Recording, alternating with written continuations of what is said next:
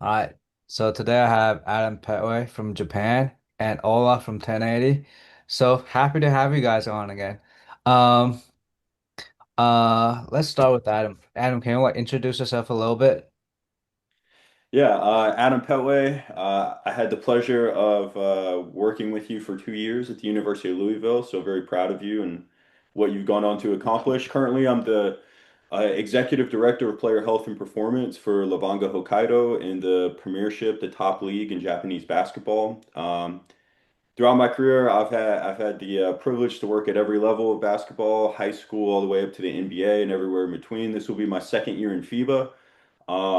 So it's been an amazing journey, an amazing ride. So and thank you for having me on. And with Ola, this will be an amazing conversation and a really good podcast. So I appreciate the invite. Yeah. All right, Ola.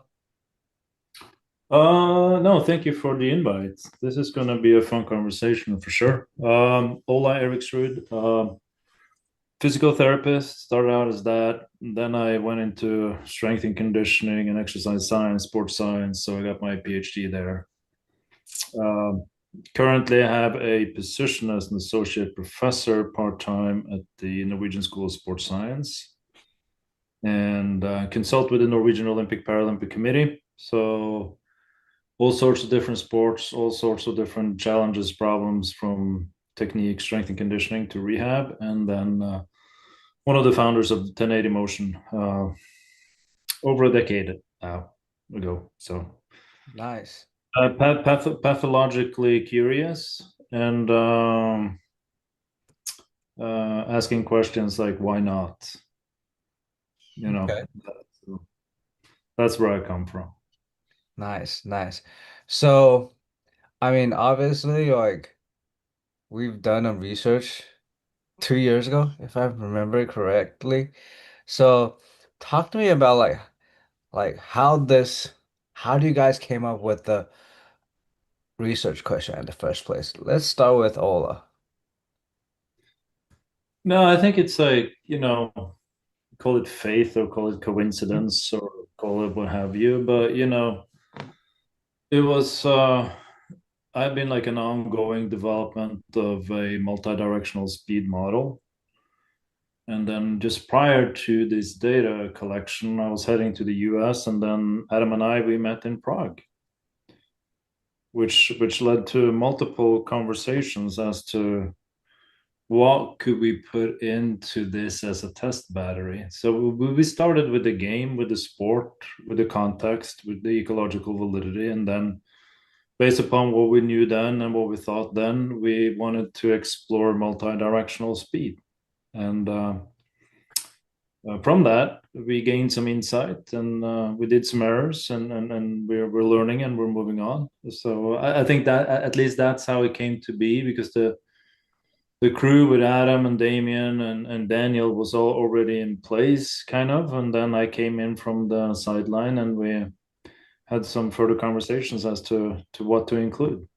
At least that's how I remember the story. Adam, feel free No, yeah, to very accurate, correct the very accurate. history. Yeah, summer June of 2024 at the EuroLeague Strength Coaches basketball clinic. Ola and I had the pleasure of meeting. We had several dinners and several like candid conversations, and I think Ola brought up a good point of ecological validation, right? So Ola and I are huge basketball fans. I know Ola's kids play basketball.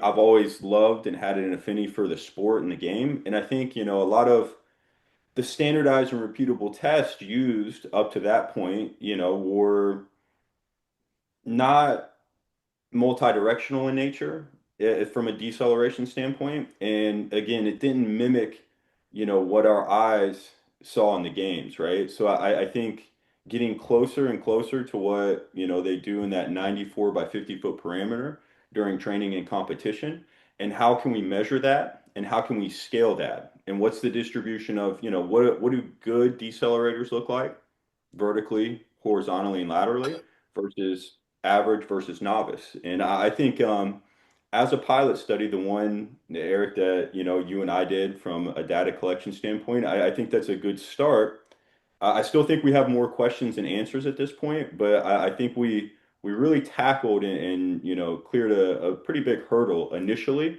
just by those initial conversations that Ola and I had in Prague. So we should all be I think pretty proud of the project. And again, more questions and answers at this point, but I think it's a huge leap in the right direction. Nice, nice. All right, so Ola, obviously you spent a season, if I remember it correct, you spent a season with Todd, right? So, and is is it after our data collection or before our data collection? I think it's after, right? During actually. Oh, So yeah, yeah. No, I had the pleasure to be a part of the crew there with the Clippers and Todd and Daniel and Maggie and all those guys there. I could mention all of you, but it was a pleasure to be there. But it was during that time, yes. yeah. So it was just our conversations was just prior to coming there and then spending the time with the Clippers. Yeah. So I guess my next question would be like, do you think coaches like oversimplify deceleration by only looking at like sagittal plane or like yeah, linear deceleration? Yeah, I would say yes to that. The Will they be correlated with? So here's a conversation that Adam and I had, right? Horizontal deceleration. Up until this last article, horizontal deceleration was everything was based on, the ADA test kind of, which is I would argue a sagittal plane kind of deceleration test. And from there, that was coined horizontal. However, within the horizontal plane, there are multiple other opportunities for deceleration, right? We can't test and assess all of them, but if we call front to back a sagittal, how about that sideways? Let's call that a lateral. So, is the sagittal component going to be correlated with lateral component? Yes, of course it will. But there is unexplained variance between the sagittal and the frontal. And when I'm looking at a basketball team, you see people that may be good sagittal but not so good frontal. And while being with different teams, I have observed this firsthand, tested it firsthand, and you could see people underperforming, let's say, in the frontal plane, sideways. So, from a testing and assessment and a reflection perspective, I think it's extremely important to include. So, you can capture those one or two players, maybe three, or it could be zero on your team that will benefit from that intel and also you being aware of it and also then addressing it. So, that's how I view it and how I think about it. Are there going to be similarities? Of course it is. Of course it is. All right, Adam. Yeah, I wouldn't say coaches oversimplify things because I don't think you ever want to overcomplicate it. But to me, the rationale is self-evident why you'd want to test the frontal plane in basketball, right? When you look at time motion analysis studies, 31% of all live action is spent shuffling. Now, rarely is that a shuffle that's just purely in the frontal plane. Oftentimes it is, right? But there's usually a component of the sagittal plane, there's usually a component of the transverse plane, and all of these multi-directional components and variants in between those kind of directionalities, right?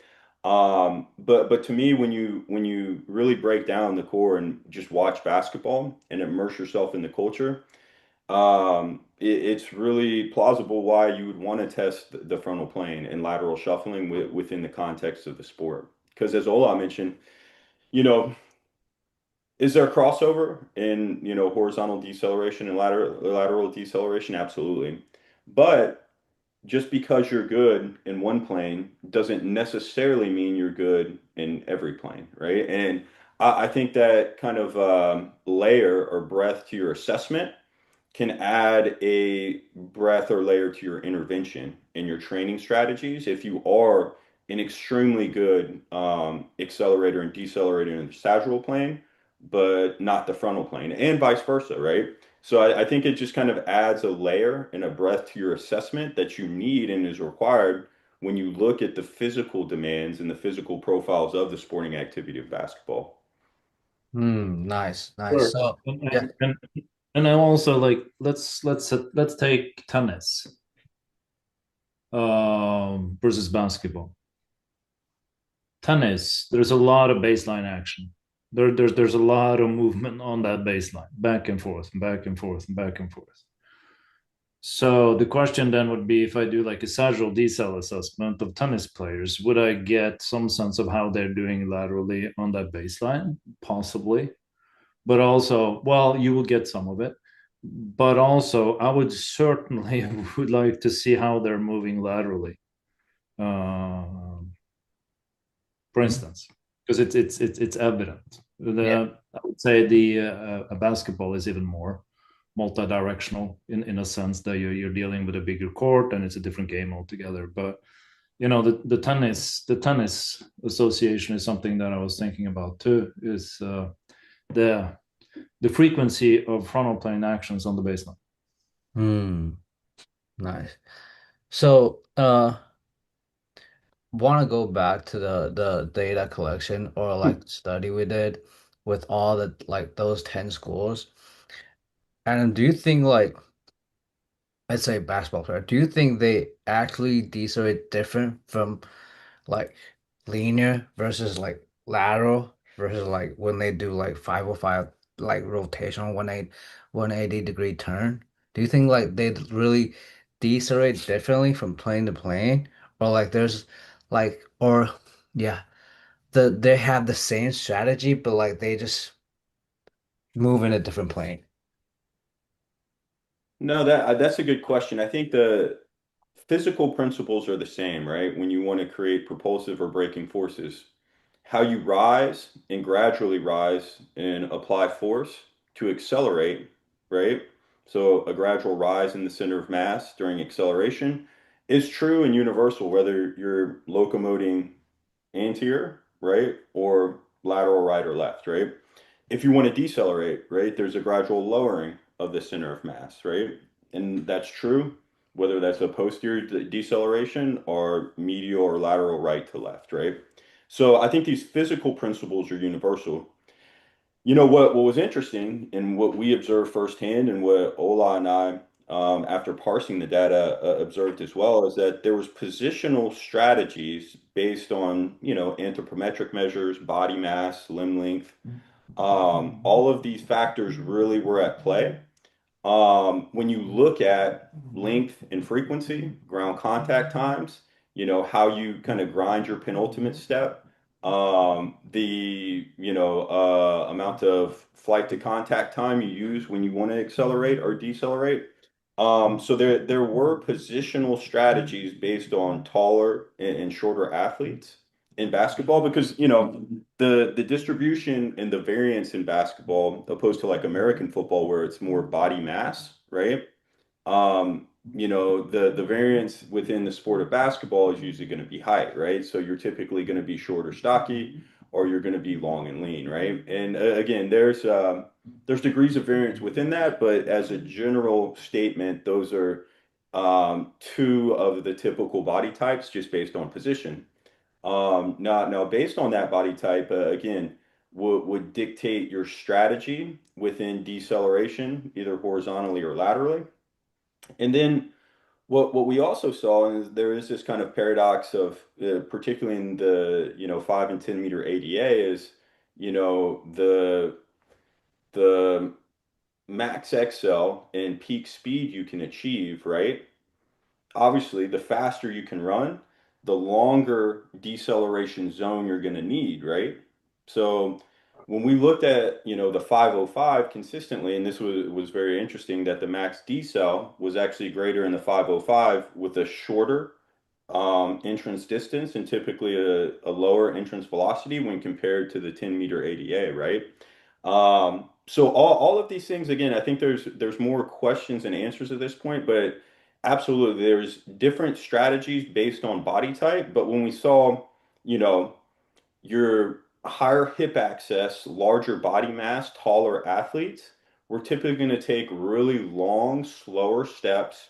They're really going to grind their penultimate step or use stride length in the frontal plane as a strategy. What we saw in our shorter, more compact guards typically was choppier, shorter steps, quicker ground contacts, and just trying to get larger degrees of flexion at the point of zero velocity to get in and out of those transformational zones when changing direction, right?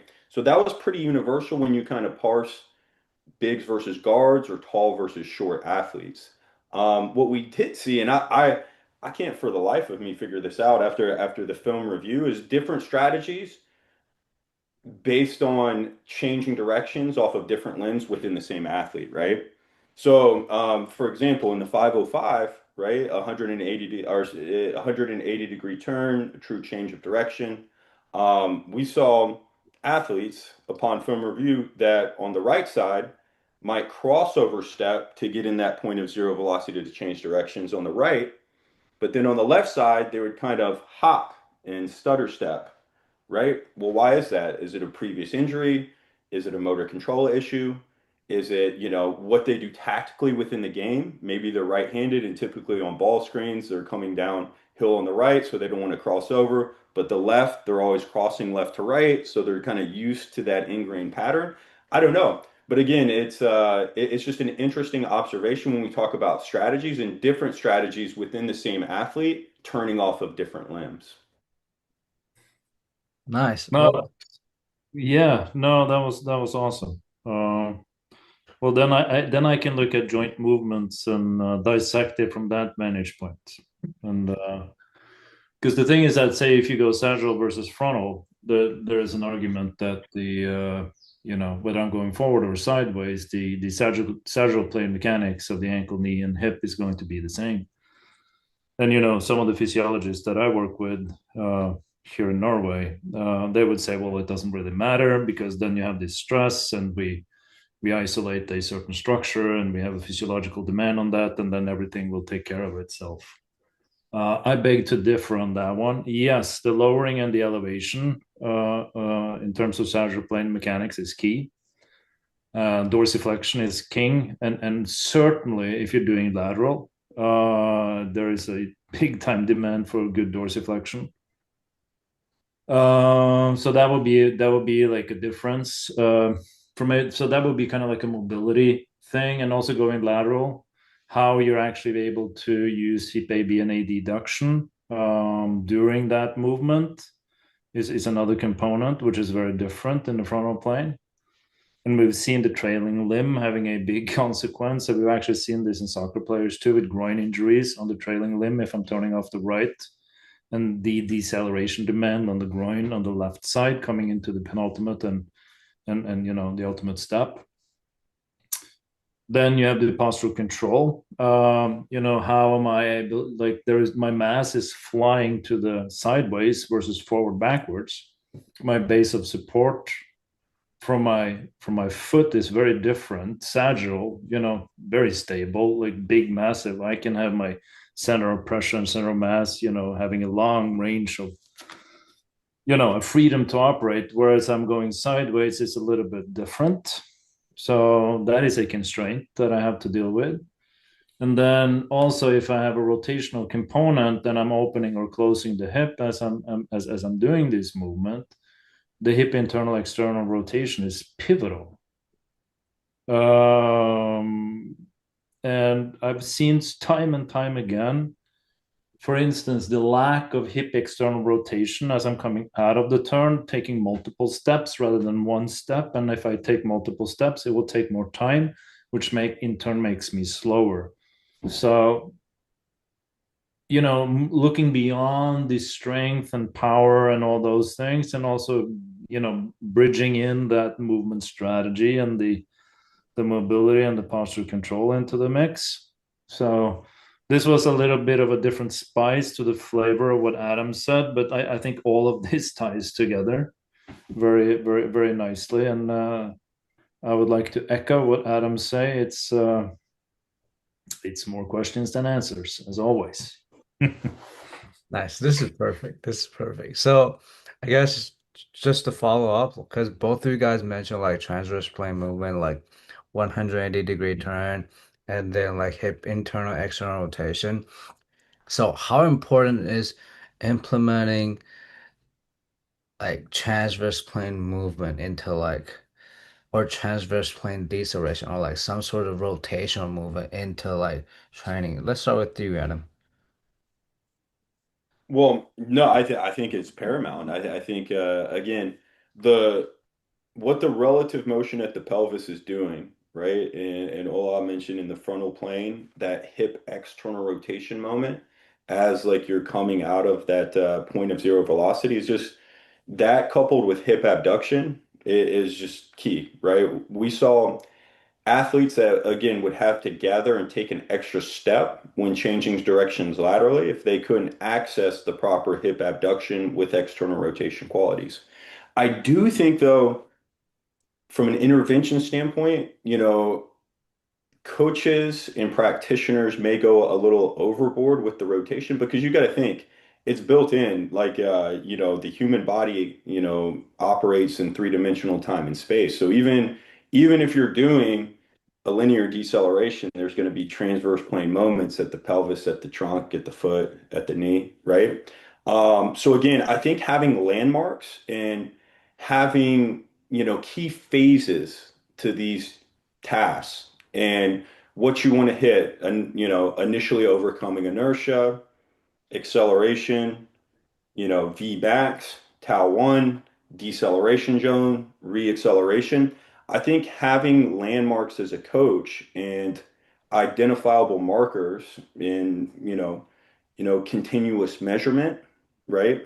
That you're doing in your assessment will kind of guide your intervention, right? So if you can kind of parse these phases, right, and the velocity time curve and points that you're looking at during deceleration, and you say, okay, this first 2.5 meter segment looked good in the 505, but ooh, that deceleration zone did not look good, and their point at zero velocity did not. So you can pinpoint and target those certain areas and have like interventions based on where they're deficient, right? So I don't think it's just purely, oh, let's just train rotation, let's train rotation.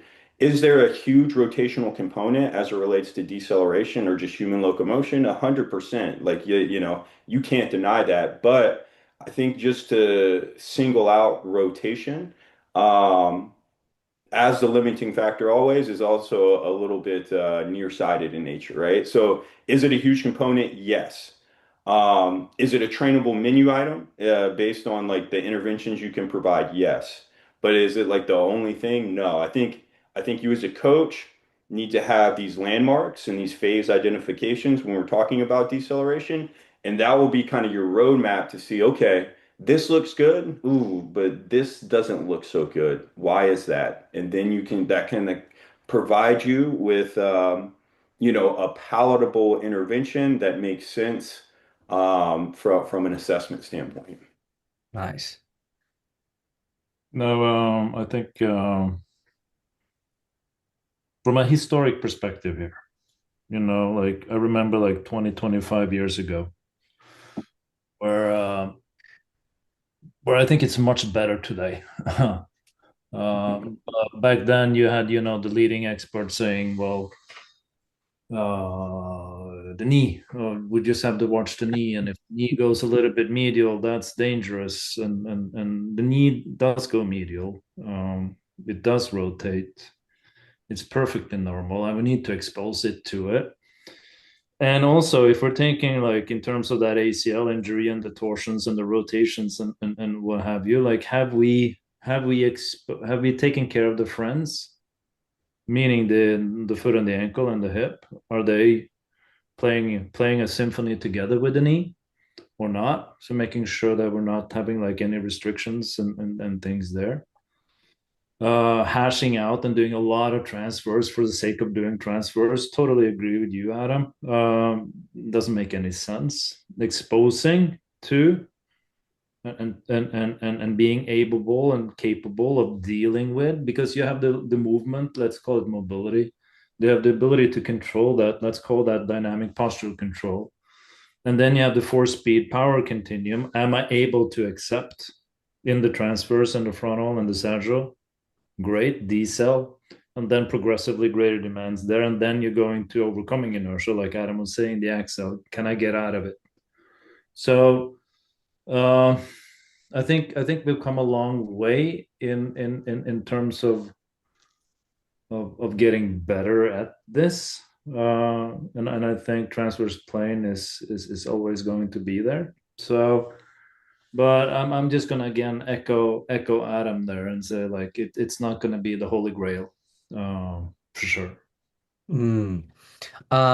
Since you brought up the knee ACL, like I think is it 3 years ago? Like Adam published the paper ACL injury mechanism in the NBA population. And I think it's last year you also published a paper like prior injury to ACL.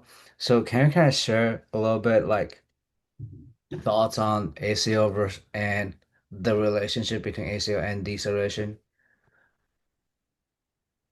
Yeah, sure, absolutely. I'd love to. I think well, when we look at, the mechanisms of ACL injuries in basketball, they occur primarily in horizontal deceleration, about 78%.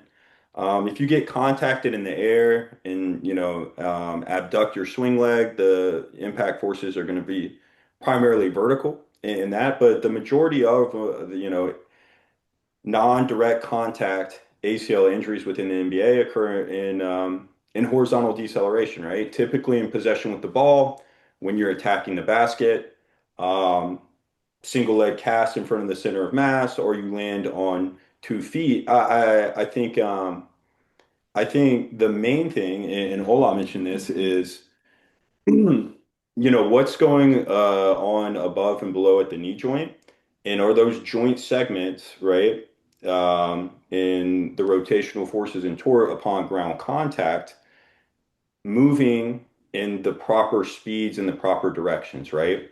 So a lot of times what we saw is that if there was contact, center of mass velocity at entrance was high. You were casting well in front of the center of mass.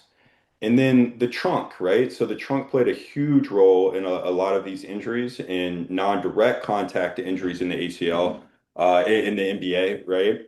Um, were all of those joint segments congruent in nature or segmented in a certain way that was causing a lot of shearing forces at ground contact, right? So the role of deceleration, and Ola mentioned this too, where dorsiflexion is king, because a lot of times what we saw, particularly on the direct line drives and the single leg cast mechanism, is that they didn't set up their penultimate step properly, right?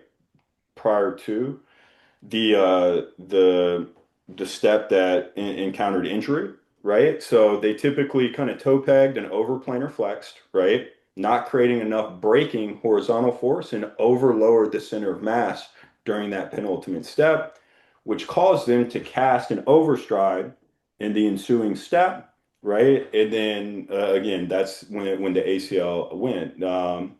So that was on one leg. On two, it was again a joint sequencing um, issue, typically, right? Where you land on 2 feet. There's a what we call a 2 foot pro hop or a 2 foot jump stop. Still striking in front of the center of mass, right? Still striking or entering with high center of mass velocity. But there's this paradox of you know, knee flexion with hip and trunk extension, right? So if you're getting in your shot pocket, landing on 2 feet where you're casting well in front of the center of mass, where your knees are flexing and simultaneously your trunk and your pelvis is extending, again, that's causing a lot of A and P shearing, at the knee joint, right? So I think, the ability to train these and the ability to train under load 2 foot jump stop, single leg casting, right? I think I think that's paramount from a prophylactic standpoint, and not only from a neuromuscular standpoint, but also just a joint sequencing and how you sequence those joints appropriately is very important when we talk about ACL injuries in basketball. Hmm. Anything from you, Ola? No, I think Adam actually touched well. Adam touched on a lot, and he's obviously one of the authors here, so I'm not gonna argue with that. But I think like tie it back to like our let's use the pro hop or the 2 foot landing, um, combined with the extension there. I think the because you see people that want to protect their knee, you see an excessive forward trunk flexion. So when you see that strategy there, that's a hip strategy for deceleration, right? You're positioning yourself forward.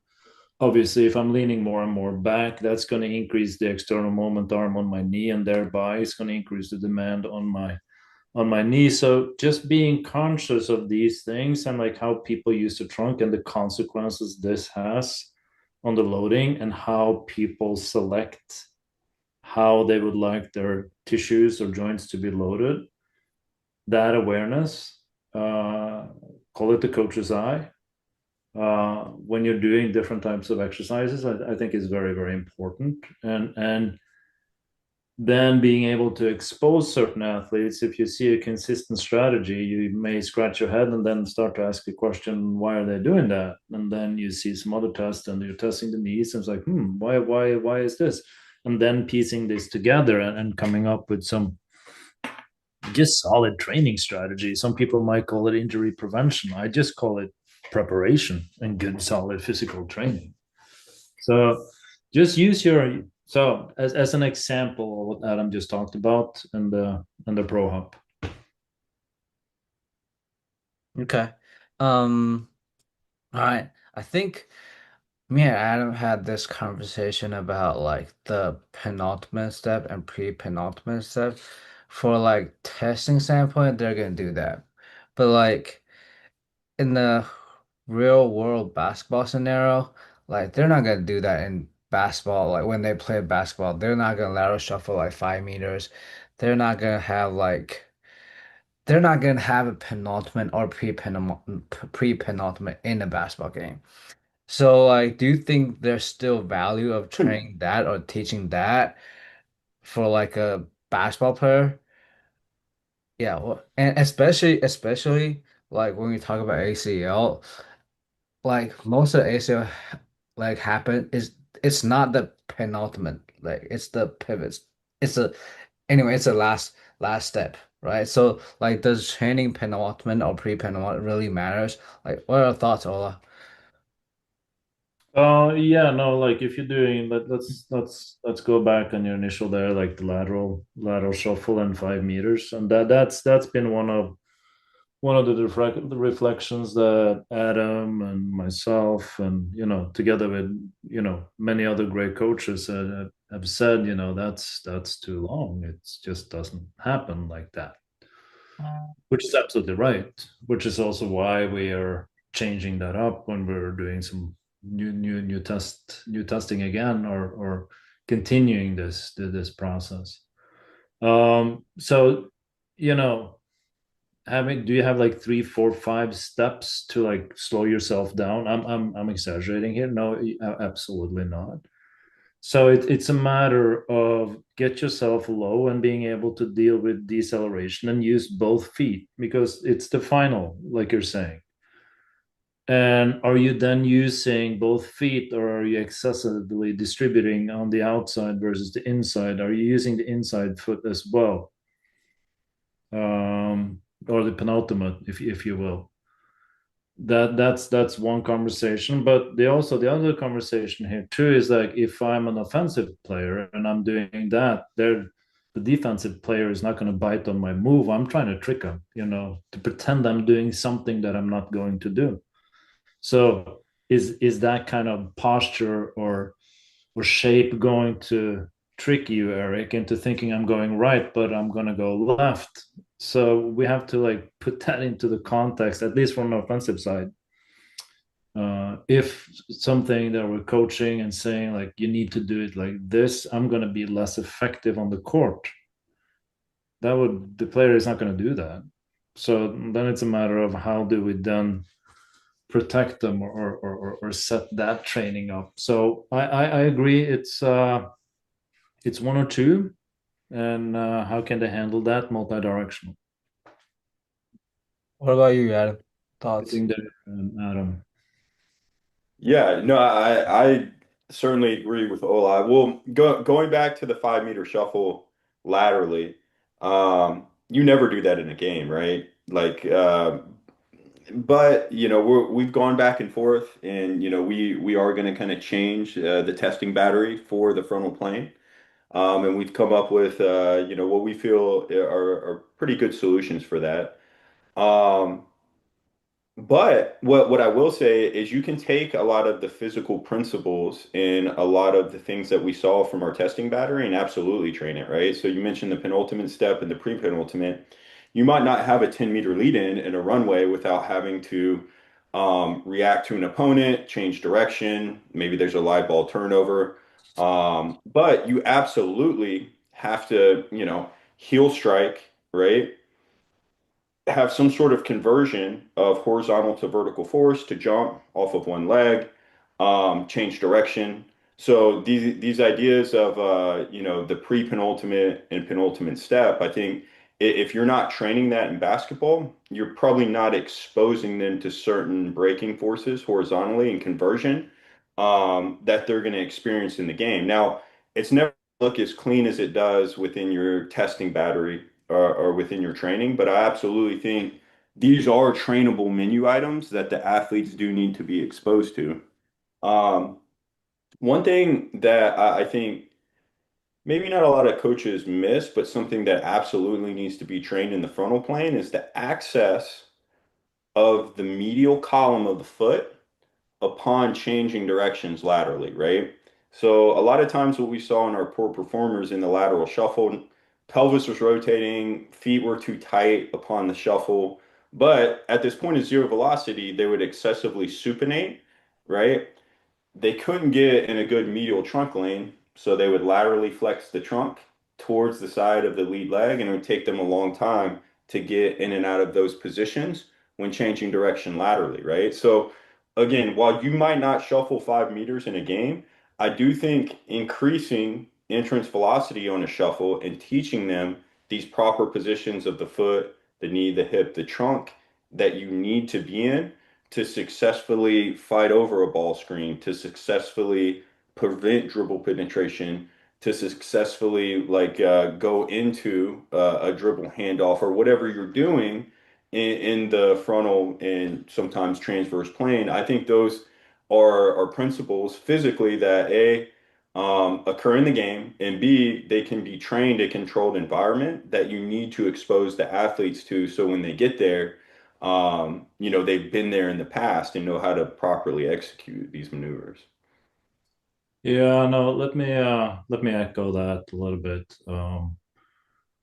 Which is why I use a lot of like locomotive strategies when I use a sprint, for instance, just to like get athlete into positions. And I could not agree more that frontal plane component of that foot like governs the whole rest of that column. Like what is that pillar going to do, or that I usually put like when I talk about chain reaction biomechanics, or I usually put like when you go hiking in the mountains and you see like people like put like rocks on top of each other, and I ask a question, like what happens if I shake this bottom rock here? What's going to happen to the rocks further up the chain? It's obviously going to influence it. And there was like a great article. This is from 2006 and 2007. It's like lessons from a balancing stick. It's so simple, but yet people fail to acknowledge and realize how important it is. So that was one point I wanted to make. And another, I had a conversation yesterday with an elite basketball coach, and we're talking about sprinting and full sprinting. And one argument here is, well, I want to expose them to high sprint. I know that basketball players don't necessarily reach top speed in the game, but I want to expose them to high speeds to make them robust athletes, like make those feet move fast. That's so that was his argument there. So I think we have to. It's that buffer zone. We want to make sure that they have a buffer zone of capacity. Some people call it robustness, call it whatever you want. Uh, it's like I use the analogy of max pulse. Like if your max pulse is 200, you don't want to be at 199 all the time, right? That doesn't make any sense. And I think we have to look at resources from different, whether that is mobility, posture control, strength. We have to look at them in that context a little bit to make sure that we understand how close to the cliff are we. So a little bit of additional rambling on my end there. No, that's awesome. That's awesome. Since we're on this topic about like foot pronation, uh, hip and trunk, one thing I feel like we didn't mention or like we didn't talk a lot about on this podcast is hip internal rotation or overall internal rotation. Because we did mention like hip external rotation, hip abduction. Thoughts on like hip internal rotation? Because a lot of time, I don't know, maybe just limited experience. But a lot of time what I see is like as the seasons goes, like when they get more fatigued, they actually lose hip internal rotation. They get more stiff and stiff. And maybe I'm wrong, but somehow I feel like that affects how they absorb force and how they decelerate. Thoughts on that, Ola? Well, hip internal rotation is a part of a, like if you're looking at, let's use gait. And hip internal rotation is a part of a deceleration strategy, right? It's a part on those secondary planes. Let's call the sagittal plane the primary. Let's call the frontal plane the secondary, and then the transverse plane the tertiary. I don't know if that is fair to the transverse plane, but the point is that there is going to be an internal rotation with deceleration. Uh, Great study from 1947 or 48 out of Berkeley that actually showed this. I use this like chain reaction biomechanics. It's not new. And they actually used like little foot wedges and they looked at the influence of all the way up the chain and then saw how the internal rotation. So internal rotation, yes, that's a massive. And you see, think of that. If you as a coach, if you go out and you see people, you see some players will internally rotate massively if they do a deceleration step, right? They turn it in and then you say like, well, hey, can you put your foot straight? Why do they turn it in? Well, that a strategy to actually access some different structures in the hip and using those external rotators as a part of a deceleration strategy rather than, or maybe it's a protection strategy to avoid it coming through the knee. But then the argument could be, well, if you do that, you're going to get a lot of lateral stress on the knee, so that might not be beneficial to the knee. So it's like, I think rotations is huge. And if you're losing rotation, you're losing economy of movement because the hip internal external rotation is massively important to allow you to keep your center of mass at a more constant level when you're moving because you're rotating forward. You're not doing work against gravity. So if you're losing that, it's it's not very it's not very good, let's put it that way. And then we also have to think about what happens. Hip rotation depends on which test you're using. If you're doing prone, supine, seated, or standing, what is normative values for hip rotation? But let's say 45 degrees, for argument's sake. And let's say external rotation is the same. That's 90 degrees. If you're looking at the lumbar spine, you're looking at 3 to 27 degrees, or you're looking at, a very limited kind of transverse plane access. Then if you're looking at the knee again, so if you're losing a home to a lot of transverse plane capacity, at the end of the day, it's a ball and socket joint. you know. So if you have that, so when you've been playing Legos, the ball and socket joint is great. So if you're losing that, someone has to pick up the slack. And I think that could be a cascade of events that is not necessarily so good. So I'm always very cognizant of hip rotation. Maybe I didn't even answer your question, Eric, but I went on a little bit of rambling there. But No, no, that was awesome. That was awesome. What about you, Adam? Thoughts, experience, whatever? Yeah, I mean, just as an anecdote, particularly in basketball with your long reliever athletes, I mean, as Ola mentioned, he did a great job breaking it down. And, it's the hips, a ball and socket joint. A lot of basketball athletes with long femurs and are super pronated and everted and externally rotated at the long axis of the foot, right? Have this kind of nutation of the pelvis that causes for more retroversion and a lot of external rotation at the hips. So in their neutral position, that's just where they live, right? So a lot of these guys can't access the proper hip internal rotation to kind of counterbalance just living in that kind of retroverted position, right? And that's where you see a lot of like chronic low back pain, a lot of impingement, a lot of potential knee issues, from a medial standpoint. But when I think when I think of a lot of our good decelerators, when you typically talk about offensively in the game of basketball, I mean, isolation basketball has really increased. It's all about space and pace, but you really have to create, movement and mismatches by dribble penetration. And if you look at a lot of the great guys that have a step back move, right, where you know misdirect the defense by acting like you're a direct line drive. You have the ability to step back to create space. James Harden is great at it. Luke is great at it. Like, watch their foot position when they're stepping back, right?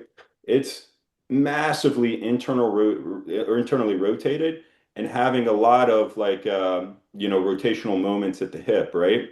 So again, does that access certain musculature in the posterior hip that's maybe safe or more efficient? I don't know, but it's consistent when you look at guys that have this ability to access great move and stepping back to create space. There's tons of hip internal rotation. But if you were just asked an athlete to, hey, let's leap on a force plate and put motion capture on it and then leap off, right? You'd probably cue them, hey, if they're toed in, hey, keep your foot straight. I mean, is that the right strategy based on, what, we've observed as an anecdote from some of the best movers and the best, space makers in the league? I don't know. But yeah, it is an interesting thought process and an interesting debate. But I do think hip internal rotation and IR and the ability to access that, not only is it really important in, preventing maybe some, chronic low back pain issues and impingement issues. I also think, it can be an effective strategy when you talk about deceleration and reacceleration to create space offensively. Nice. I would echo the last one there. Just look at film and look at like also I would like to put Kyrie in there too. Kyrie, that was the other one I was mentioning. Yeah. And Yeah, yeah, that yeah. was our The thinking of. Yeah. Kyrie one, Yeah. it's a you just look at that foot, like what position he's in when he does what he does, which is absolutely brilliant. Um, you just look at it, and is it like a way to like brace? And you even see like volleyball players when they come in for a spike, you see that internal rotation happening. You see footballers like if you do like a just a standard counter movement jump, it's different. If you give them an approach speed and you give them a reach, you see that internal rotation in for a header. So you're seeing that as a very very common strategy. It's kind of like brace stiffen the system somehow. So important to have an access to. Nice, nice. All right. We started by talking about like deceleration, like quality, and now we kind of talk about like the biomechanics or chain reaction biomechanics. So, do you guys think like we can really separate like braking capacity from like movement strategy? Let's start with you, Adam. Capacity versus strategy. Yeah, I think so. I think strategy dictates capacity, right? So like if your strategy is to really gear up and grind your penultimate step to decelerate, that dictates what like your capacity will be, right? If your strategy is just to kind of have really quick ground contacts and really get in a large amount of knee and hip flexion at the point that you have to change direction, well, that's also going to dictate your capacity. So I don't think those things are binary or mutually exclusive in nature, but I do think that your strategy will dictate your capacity, right? And again, I think lever length, anthropometric measures, body mass, all of that are at play, tactical style. Um, if you're a rim running pick and roll big, you're probably grinding that penultimate. If you're a scat pick and roll guard or a catch and shoot, wing, you're probably using quicker ground contacts. So it's not necessarily they lack that capacity of magnitude of braking force, but they may not have to necessarily work within those ranges relative to what their capacity is based on their strategies, right? So it's kind of like Ola mentioned, with heart rate. If you're 200 and living at 199, that's probably not a good thing. But if you're 200 and you live in 80, that's probably gonna determine some capacity that you may be able to access. So I do think if you're constantly having to grind and really break hard, right? I do think eventually you'll exceed your capacity if you don't have a proper strategy, right? Is what I would say. But those things aren't mutually exclusive in nature, and I don't think they should be looked at separately. I think that's kind of getting into semantics, but I do think your strategy will dictate like the capacity you have just based on exposure. Nice, nice. Ola? Okay, I'm gonna do a different interpretation than just for the sake of it. Let's say capacity. Let's call that a physical capacity. Let's call it strength. Let's call it power. Let's call it that. And then movement is something coordinated that you're able to do. Some sort of movement strategy, some sort of technical execution that you have. If we look at those two, I would say they're always linked. And one thing would not exist in isolation, for sure. So there's one of them will invariably influence the other, and I think we have to respect that. And this is where, again, I'm back on the physiologist, because then the physiologist will, there was this study that showed that knee extension strength was correlated with deceleration capacity. Let's take that and strengthen the knee extensors in an open chain without any respect for the movement strategy. I think you're going to come up short because you're not integrating it into the movement pattern that it has to be integrated within. And then they will say, well, the sport itself will take care of that. I'm not so sure, because I think we have to put some sort of progression on it and some sort of how am I going to utilize this new capacity that I've gotten, which in turn then will manifest itself into a movement strategy. And we also know that movement strategy will kind of like mask, let's call it deficiencies or lack of capacity, lack of physical capacity, right? Because I want to hide it. And the pros, elite athletes are brilliant at doing so. So I think one thing does not exclude the other thing. And I've seen many examples of a tremendous physical capacity based on, call it classical tests, and then we have a move and it's not so great. Let's take someone who's been into bodybuilding. They have a massive physical capacity, but the movement strategy is not so great, you know. Whereas they say farm strong, that's like good physical capacity with movement strategies with a lot of variation that they've been exposed to, and they just move well, period. So I would say one thing, I would say they're always linked. And I think we have to have a healthy respect for both of them. And that physical, like, I've been in many environments where it's believed that physical capacity trumps everything and is above everything. I think we have to be careful to jump to that conclusion all the time. Nice, nice. All right, last question. Um, Obviously because me and Ann work with basketball our whole life, so we talk a lot about basketball. But obviously, like football, soccer, other teams would probably be different.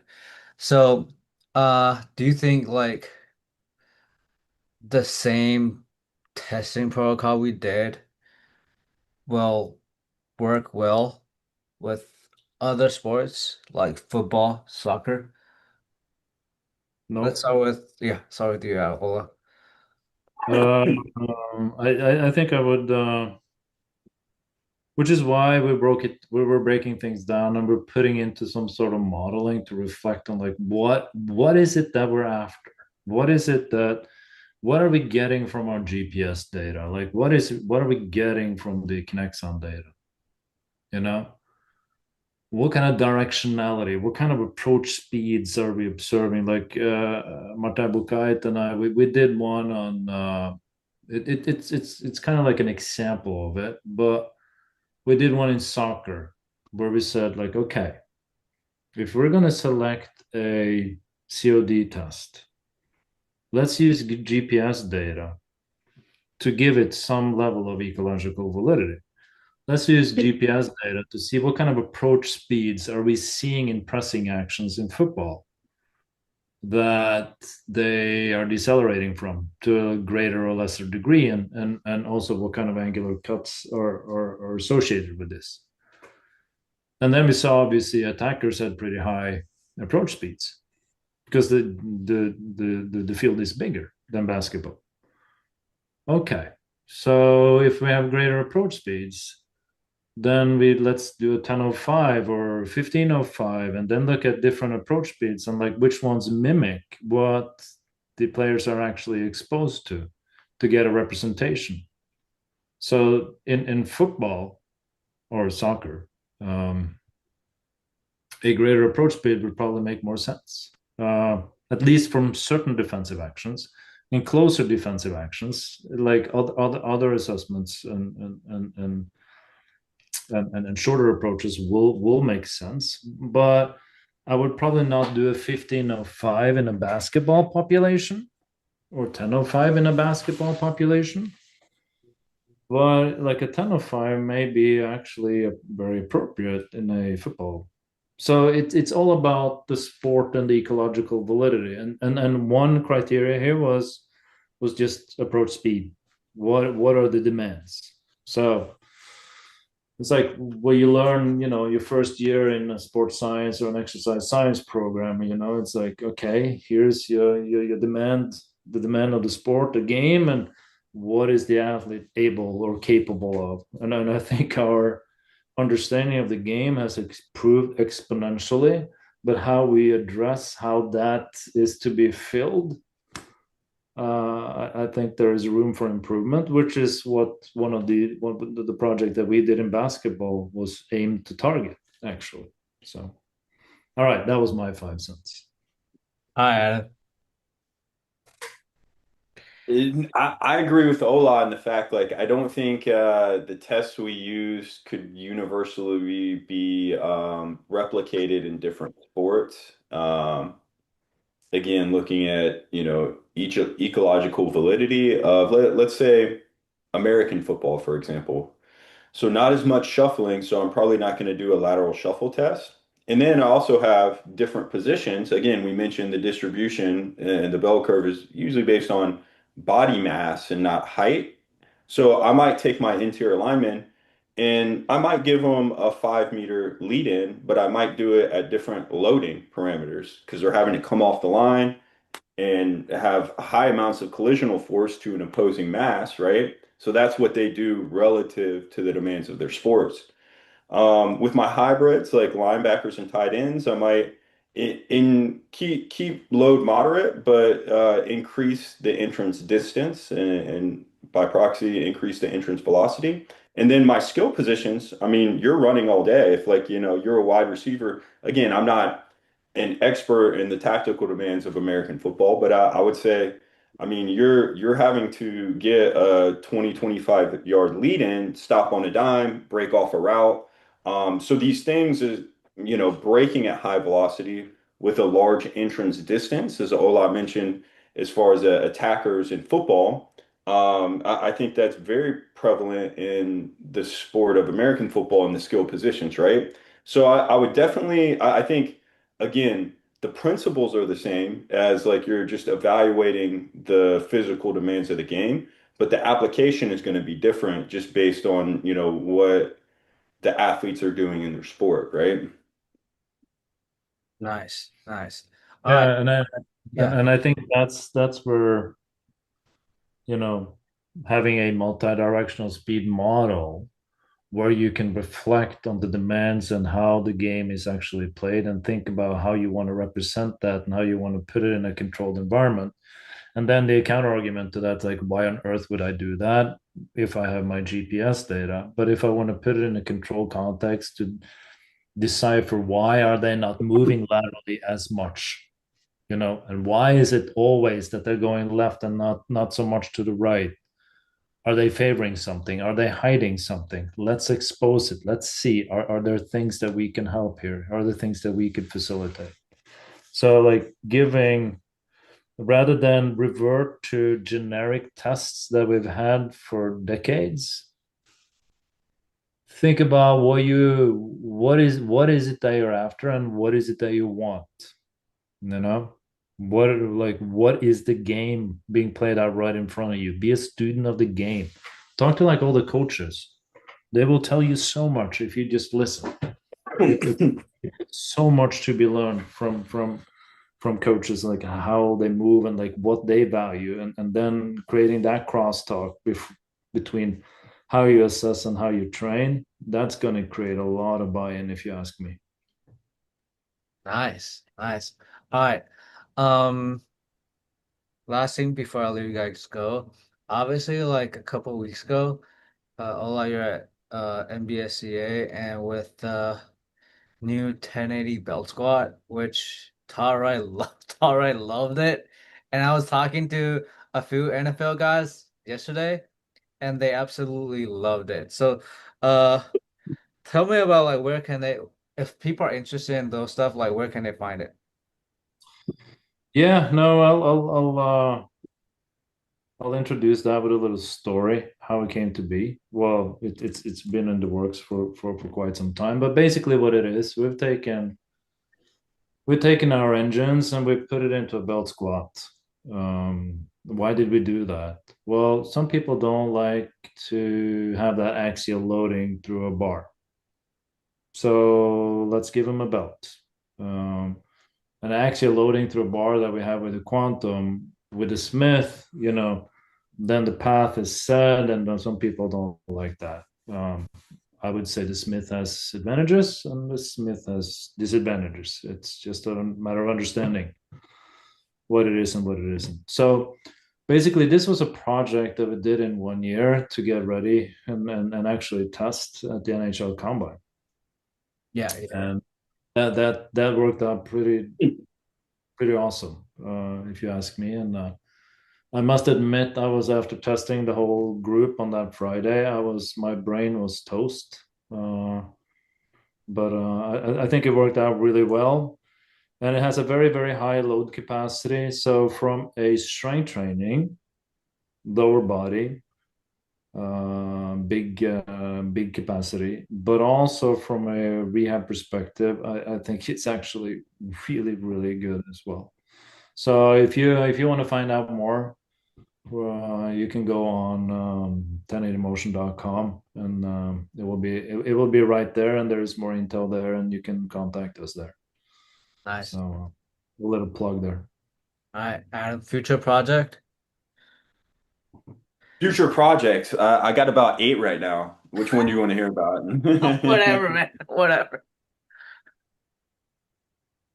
I really eh, similar testing battery with athletes here in Japan. Nice. So different anthropometrics, different genetics and background, different pelvic orientation. Yeah. We did some pilot studies last year and found a lot of really interesting stuff. So we're going to type it up and hopefully we'll be out here sometime this year. All right. All right. Uh, That's all.